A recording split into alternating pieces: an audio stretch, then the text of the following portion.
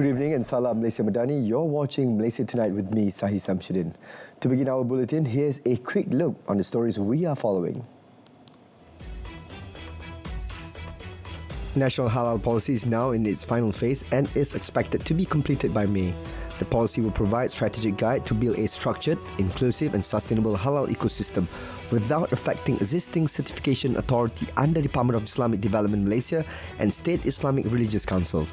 These efforts will strengthen Malaysia's position as a global halal industry leader.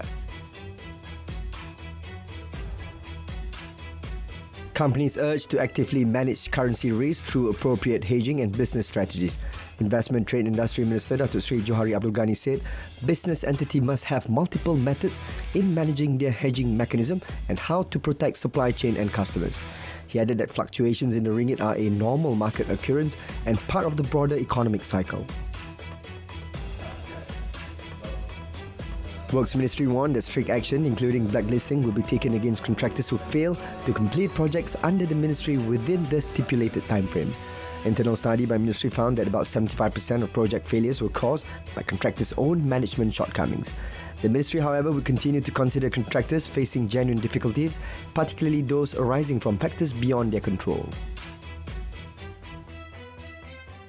TBS is expected to receive 30,000 to 40,000 travellers per day and around 1,000 express bus trips daily ahead of Chinese New Year celebration. TBS has introduced several improvements, including QR code ticketing to reduce queuing. These measures are aimed at minimising congestion and making travel safer and more efficient during the busy festive season. Enforcement officers under the Federal Territories Department will begin wearing body cameras in phases starting the fourth quarter of this year. The move is part of 4 key initiatives under a strategic collaboration with the Malaysian Anti-Corruption Commission. This is to address complaints of corrupt practices are often received when enforcement officers are carrying out duties in the field. Study on the proposal to hold an election for the Kuala Lumpur mayor post is being conducted by International Islamic University of Malaysia.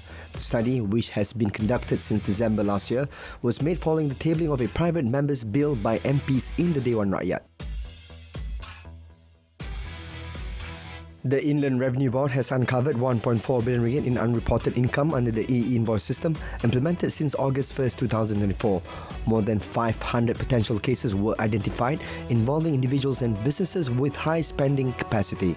17,188 taxpayers who had failed to submit income tax returns came forward voluntarily, resulting in 290 million ringgit in additional tax revenue. Foreign investors remain net buyers for the fourth consecutive week. Largest inflow recorded on Monday with 135.3 million ringgit, followed by 68.1 million ringgit on Tuesday and 42.6 million ringgit recorded on Thursday. The top 3 sectors that recorded net foreign inflows were telecommunication and media, industrial products and services, and technology. MOT has directed the Road Transport Department JPJ to cancel the public service vehicle licence of an e-hailing driver alleged to have sexually harassed a passenger in Johor Bahru. The revocation means the driver is no longer allowed to operate on any e-hailing platform. MOT will not tolerate any behaviour that compromises passenger safety and is prepared to support the victim in ensuring police action is taken against the perpetrator. Selangor Football Club expressed its utmost disappointment over the recent incident involving its supporters at the Kuala Terengganu drawbridge. The club stressed that it will not compromise with any indecent actions that violate law or threaten public order. Selangor FC also wanted this incident to be a lesson and called upon local football fans to be more responsible.